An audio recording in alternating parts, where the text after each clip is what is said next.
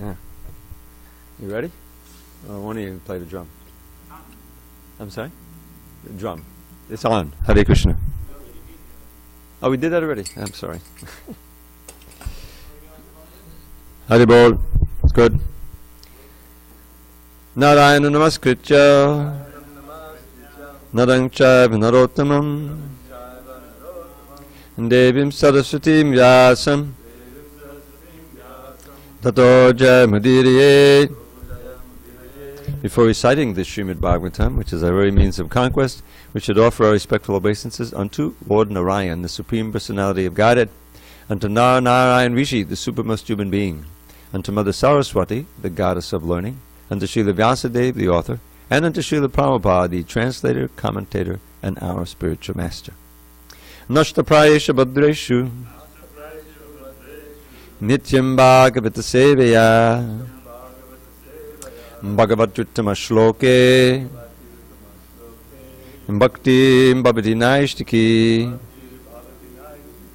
By regular attendance in classes on Srimad Bhagavatam and by rendering devotional service to the pure devotee, all that is inauspicious within the heart is destroyed almost to nil, and loving devotion to the Supreme Lord, who is glorified in transcendental songs, is established as an irrevocable fact. Om Namo Bhagavate Vasudevaya. Om Namo Bhagavate Vasudevaya. Om Namo Bhagavate Vasudevaya. Okay, give me 1 second here. Okay. On this third day of August 2018 in SanDiego, we're reading from Srimad Bhagavatam, translation and commentary by His Divine Grace A.C. Bhaktivedanta Swami Prabhupada. We're reading from the fourth canto entitled The Creation of the Fourth Order. Chapter 4, Sati quits her body. Doshan paresham higuneshu sadavo. Sorry, text 12. Grinnanti kechin hababadrisho dvija. Gunangscha palgun bahuli karishnavo. Mahattamastesh avidad bhavanagam. Doshan paresham higuneshu sadavo. Grinnanti kechin habavadrisho dvija. Gunangscha phalgun bahuli karishnavo. Mahattamaste shobadad bhavanagam.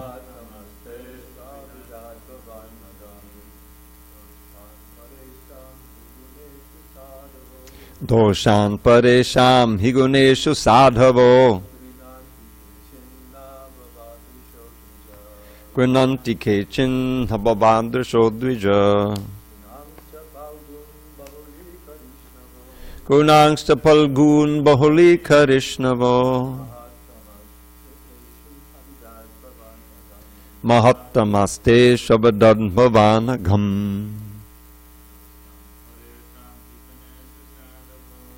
Sham paresham higuneshu sadhavo. Grinnanti kechin habavadrisho dvija. Gunangscha palgun bahuli karishnavo. Mahattamaste shabidad bhavanagam. Doshan paresham higuneshu sadhavo. Grinnanti kechin habavadrisho dvija. Gunangscha palgun bahuli karishnavo.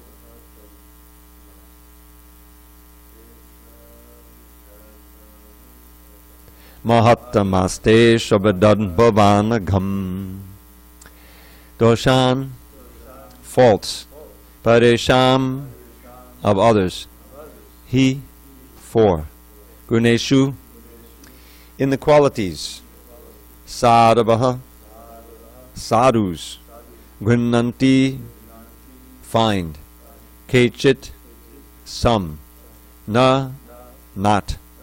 Bhavadvishaha, like you. Vija, oh twice born. Gunan, qualities. Cha, and.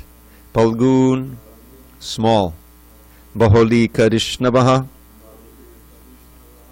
greatly magnifies. Mahattamaha, the greatest persons. Teshu, among them. Avidat, find. Bhavan, you. Agham, the fault. Translation. So this is Sati berating her father. Twice born Daksha, a man like you can simply find fault in the qualities of others. Lord Shiva, however, not only finds no faults with others' qualities, but if someone has a little good quality, he magnifies it greatly. Unfortunately, you have found fault with such a great soul. Purport. King Daksha is addressed here by his daughter Sati as Dvija, or twice born. Twice born refers to the higher classes of men, namely the Brahmins, Kshatriyas, and Vaishyas. In other words, a Dvija is not an ordinary man, but one who has studied the Vedic literature from a spiritual master and can discriminate between good and bad. Therefore, it is supposed that he understands logic and philosophy. Sati, Daksha's daughter, put before him sound arguments. There are some highly qualified persons who accept only the good qualities of others. Just as a bee is always interested in the honey in the flower and does not consider the thorns and colors, highly qualified persons, who are uncommon, accept only the good qualities of others, not considering their bad qualities. Whereas the common man can judge what are good qualities and what are bad qualities. Among the uncommonly good souls, there are still gradations. And the best good soul is one who accepts as an insignificant asset of a person and magnifies that good quality.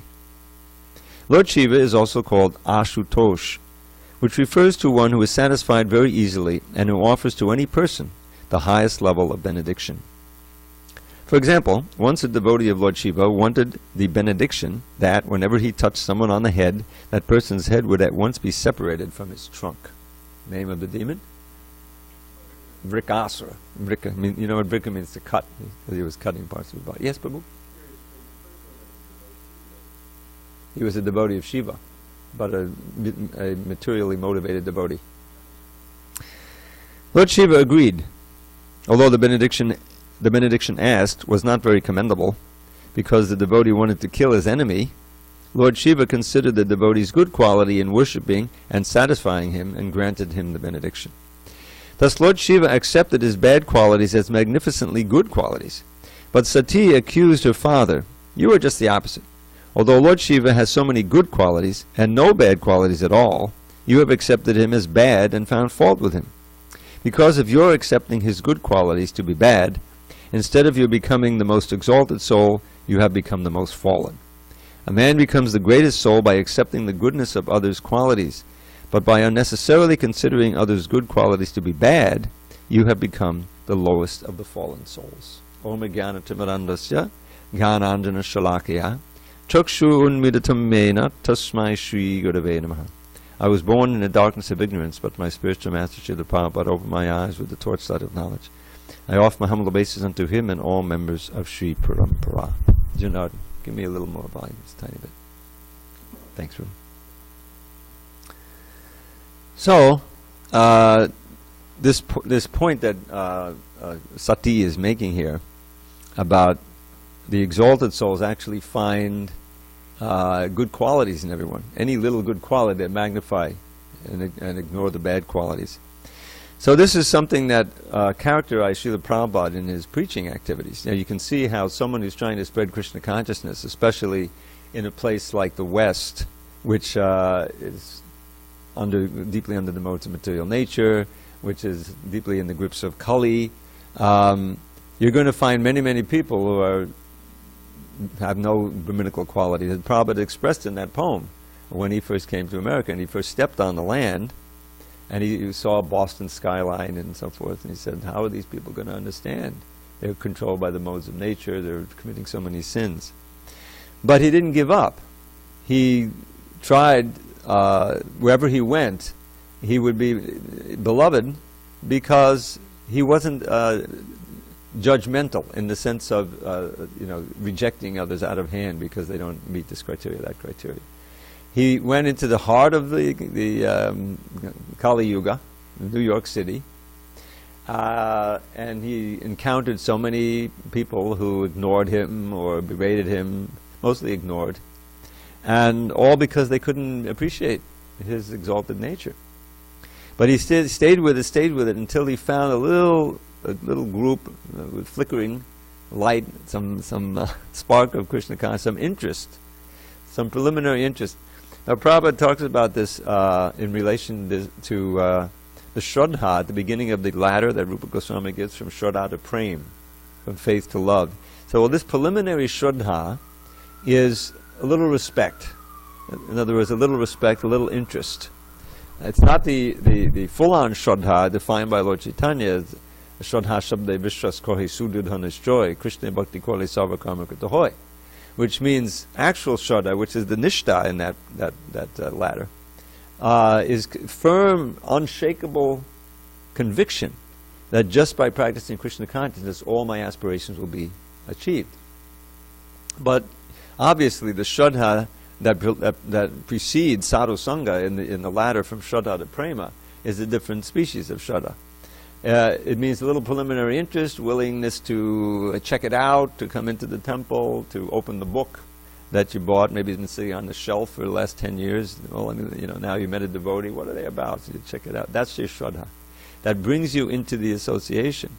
Now, in that association, if there are devotees who have at least partially this quality, who are ready to try to take the little flickering cinder, of Krishna consciousness and fan it by good instruction, by affection, basically, by giving them prasadam and care and attention. That's how devotees are made. That's how someone gets more interested enough to read the book and especially to chant. Just try the chanting. And then your bhajan begins and your real purification starts to take place. So this is the quality of the great souls, the real Mahatmas, who, like Prahlad, but Prahlad is the perfect example. Those two verses, the prayers of Prahlad and near the end of his prayers to the Lord Nrsingadev, really encapsulate the preaching mood and the preacher's mood that Srila Prabhupada so perfectly exemplified, and so many others. And that is that for oneself, because one's heart is pure and you're relishing Krishna consciousness every moment, there's no question of any disturbance. Naiva udvijay, padajodatya vaitaranyas. Prahlad is saying, I'm not udvija. This word udvija comes up again and again. In his first instruction to his father, what did his father ask? Do you remember? He took his son affectionately on his lap and smelled his head. And what did he ask? What's the best thing you learned today? Right? They didn't have report cards, but they got directly from. So what did he say? He says, Tatstadamonye asudabhari yadehinam sada samudvigna dhyama sadgrahat. That word udvigna is there. See right at the beginning. He says, my dear father. No, he didn't say father, sorry. He said, my dear best of the demons. Prabhupada makes the point, he didn't call him up. The best thing I learned today, and for whom? For dehinam, for every embodied soul. Not just for me. For the souls who are, embodied souls, conditioned souls, because they're always disturbed because they're embracing and taking shelter of the impermanent. Asadgrahat. Grahat means to grab onto and hold onto. Namely, this body and everything in relation to it. That's the impermanent. And they place all their faith, conditioned soul place all their faith in what they can see and hear and taste and smell and touch. In other words, a material platform. But the material platform is constantly changing, and so naturally there's always anxiety. So the best thing is to give up this materialistic household life, hit Vatmapatnam, which impedes progress, spiritual progress, and go to the forest and take shelter of Hari, was the last thing that Hiranyakashipu wanted to say. And it's understood the forest is the Vrindavan forest. So that now at the end there, after Hiranyakashipu was killed and everything, he uses the same word describing himself, said, "Na eva udvije." I'm not disturbed in the least. And he proved it when he was under such stress, duress, attack from his father and the father's henchmen. He was completely peaceful. He's in samadhi. He's the perfect example of tolerance. This is another characteristic of the highly realized devotees, yogis. So he's not at all disturbed, because you say you're beyond the range of the material. You're across the Vaitarani River, and I'm always with you, so I'm undisturbed. Anywhere I want, and this is something we can really learn.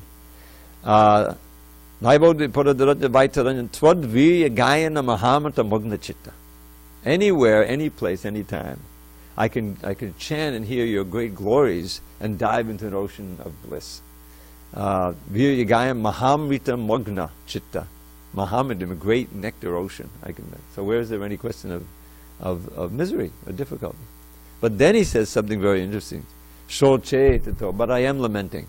So there's this paradox. On one side he's undisturbed for himself, but he is disturbed empathetically with the souls who are trying to enjoy Maya Sukhaya.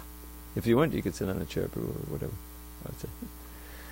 Bharamudvahato vimudhan.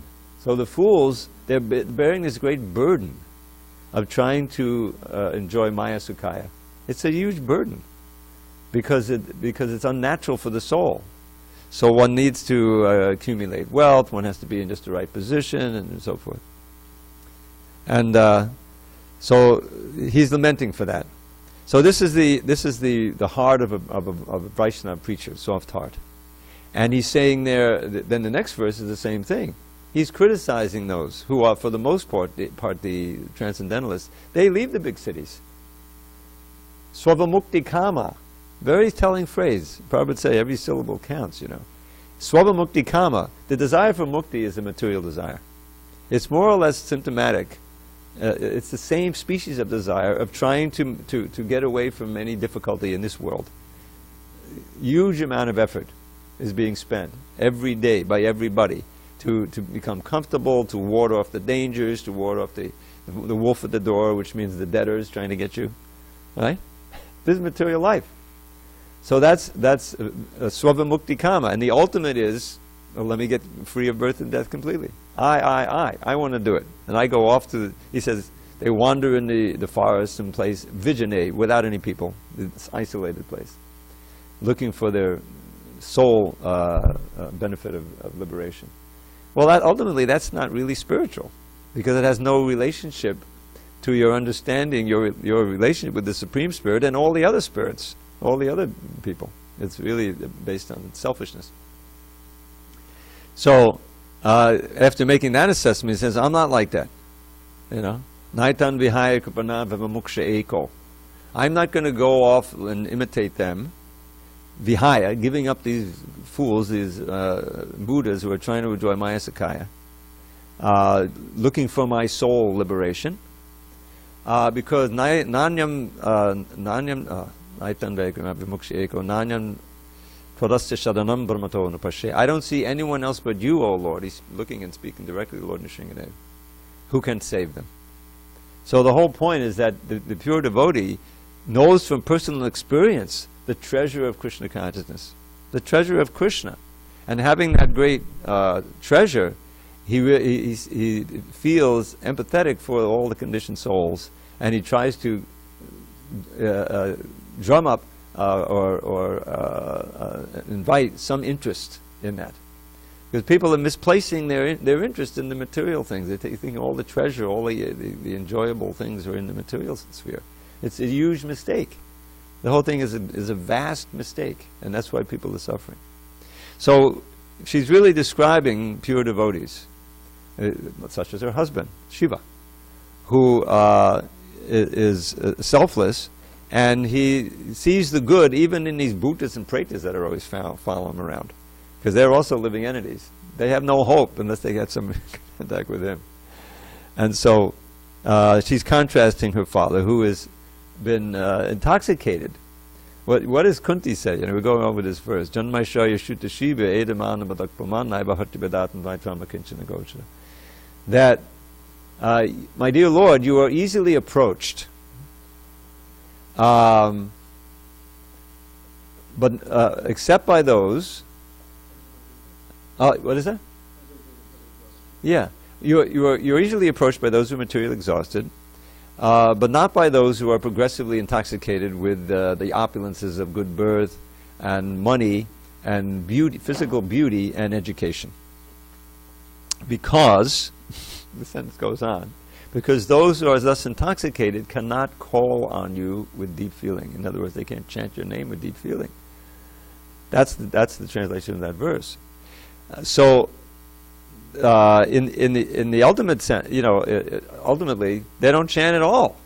Those intoxications can completely cover you, any one of them or all of them. Your knowledge of yourself, your understanding of the status of those around you. This was Daksha's big problem. He walks into, remember he walks into the other sacrifice, and there's Shiva meditating, and Brahma was there. And because Shiva happened to be his son-in-law, externally, he felt, well, why didn't he get off his Vyasasan and offer me obeisances? And that was the start of the whole thing. And then he just starts berating him, and again cursing and counter-cursing, and the whole thing blows up, and finally Shiva just walks out in disgust. He doesn't get into the whole thing. He doesn't start cursing Daksha. He just walks out, doesn't want to be part of it. But his followers are defending him, so this goes on. So it's like a fire that starts in this way. The fire of offense and counter-offense and taking offense and all of these things. So you can see the contrast between an actual society of devotees. If you want to see the contrast mood, you go, you read, you chant those beautiful prayers about the 6 Goswamis. What is that? Sankhya Purvaka Nama Gana Nabi Kalavasani Krito Nidahara Vijo Chatyanta Dino Chaya. Chatyanta Dina means, Atyanta means the limit of Dina, the limit of humility and feeling oneself unqualified like that. Even though they're the most qualified. It describes what they were actually doing. They're carefully counting hundreds and hundreds of rounds and obeisances to others, having completely controlled the sleeping, eating, and recreation, sex life. That's completely control that. And what are they doing? Radha Krishna Mahanisham Bhajato Jivata Doyo Muda. Is that day and night worshipping Radha Krishna and very joyfully giving the goal of life out to everybody else. So this is the qualities we should try to cultivate in ourselves. That preaching mood, to see the good qualities in each other, in our little tight island here. Everything starts at home. To see that what rare souls, or when people come to the temple. I mean, it's such a rare thing. Someone has the interest to come and see the deities, and make sure they get prasadam, friendly words, invite them back, give them a little literature, maybe something even that's free. This is why I came back. You remember Gadagraja? Did you know Gadagraja? Gadagraja was working with the press at that time, and I would wander into the Brooklyn temple at different hours. Devotees are busy doing things, and he was always around. And he would take me downstairs before I left and give me prasadam. And while I'm taking prasadam, he's loading me with philosophy, And he kept, whenever I tempted him, he would do that. And it had its effect. I had my contact at the temple, And after a while, I got a book and the whole thing like that. So it's very important that the temple be contrast, in contrast to the outside world, where it's all like, okay, what do you want to buy from me? Isn't it? No, here's what I want to sell you. While inducing you to believe that I just want to help you, that I'm your friend, right? It's all a big scam. Maya's fooling everybody, and everybody is trying to also engage in that deception to everyone else, and it's a real vicious world when it's like this. So Krishna consciousness devotees are meant to be a contrast to that. when they see us, they should think, oh, here's someone who's not really out to exploit me. And I can see they're trying to give me something. That's why Harinam is so nice. You're just out there glorifying people. Some people I really appreciate. Like we go now down to the Old Town. The gas lamp is too expensive. There's no free parking anymore. And we went down for Comic-Con. Comic-Con was a huge, crowd. We had a great Harinam. Unfortunately, the parking cost $50. Yeah. Huh? We'll take Uber. It's cheaper. Okay, we'll do it better.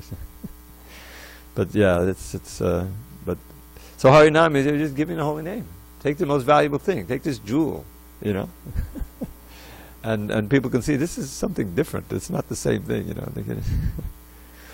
So that's only good qualities, considering only and not considering the bad qualities. Because after all, by nature, everyone is good. We're all, part and parcel of Krishna, who's all good. But we're covered, and people are covered. We're in the shower, hopefully, and to see, the people around there. We see on one side, because it's kind of again this dual vision. We're seeing through the eyes of Shastra. We're now almost finishing the 16th chapter. So okay, we see these qualities manifest in various degrees. But most of the people are really, many of them are innocent. They're eating meat and everything, but innocent in the sense that they're not fully committed, dyed-in-the-wall atheists, ready to proclaim that there's no God or God is dead, and thinking that every person who believes in God is... Many of them titularly believe in God. They're raised as Catholics, whatever, there's a whole mix of things. They're basically just confused. They're victims themselves, of the big demons who run everything, real agents of Kali, So that means that they're, because they're innocent, they are candidates for some compassion from the devotees. You remember, this is the platform we should try to get to, which is the Majjhima Adhikari. Ishvare tad adineshu balisheshu dvichatsucha. Prema, Maitri, Kripo, Peksha, Yakaroti, Samadhyama. So he recognizes four basic categories of entities. Of course, the Lord. We try to cultivate love for Krishna. We're humble servants. Our God brothers, God sisters, those who are, friendship. The innocent, to try to give them compassion by Krishna consciousness, and the out and out demons who you try to avoid. That's an important concept to understand. So that means seeing the good quality, the latent devotion in all of these confused, innocent people, victimized people, who we were once part of. And trying and if we're practicing ourselves and feeling the benefit so much, we say, oh, we can give it to others. That's really the preaching mood. And of course, the best way to do it is to introduce them to Prabhupada through his books. As soon as they open that book, they're associated with Srila Prabhupada. Or, so many books that there's like, I don't know if we have Coming Back anymore, but there's several books that have some of Prabhupada's writings and also writings of his followers, the same thing. So, any questions or comments on these points? Damodar Prabhu. Hare Krishna, glory to Prabhupada.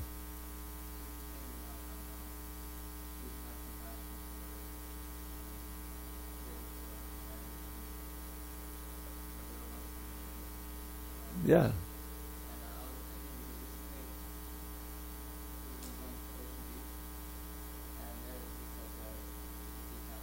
Uh-huh.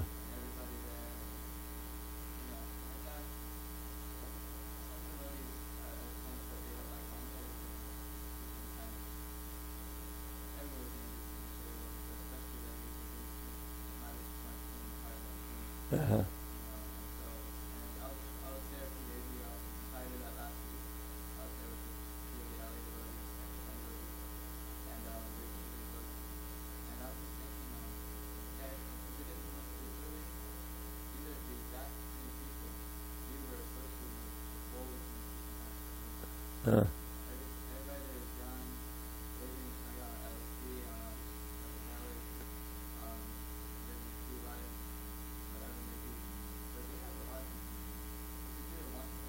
Yeah.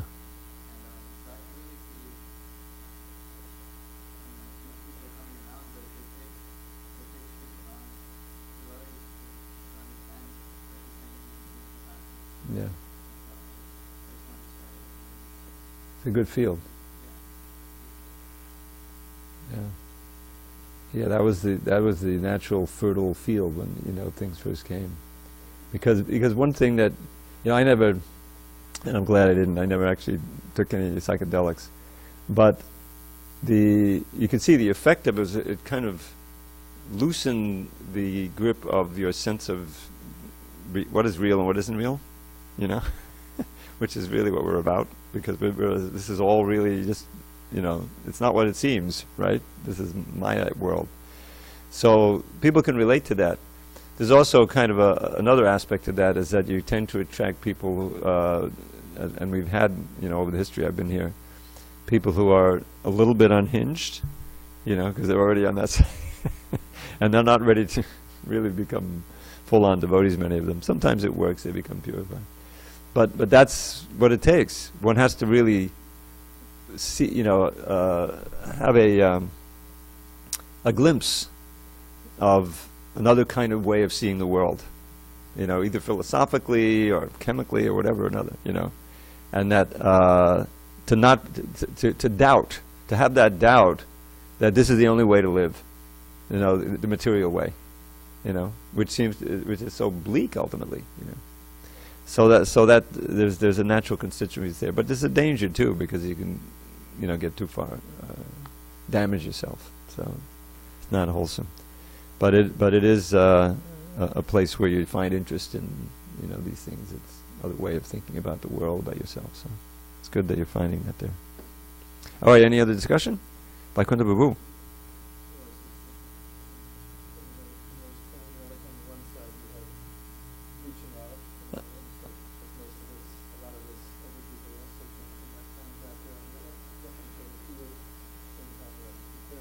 Yeah, yeah.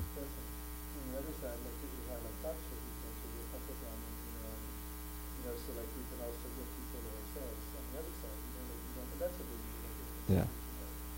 Actually, once years ago, when the guy who came to lunch, and he was on the border being a sweet person, kind of, you know, and afterwards there was discussion, so we got these kind of people come, and it's kind of discussion, you know. Yeah. Years ago. I remember the farmer who was on the train, made sense to me. He said, if we don't have people who want fucking devotees around, where's our future, you know? So it's kind of a fine line. Yeah. Yeah. There's somebody showed up last night to the class or the night before, because I give the evening class. You know, you were in here. You know this gentleman very well. He plays the flute. He used to know Janavi before. Oh, Richard. But he looked pretty dragged out, like he'd been spending a lot of time on the street, you know. I thought he was going to stay for the darshan and the prasadam, but he stayed for most of the class and then he walked down. Oh, did he really? Oh, I didn't know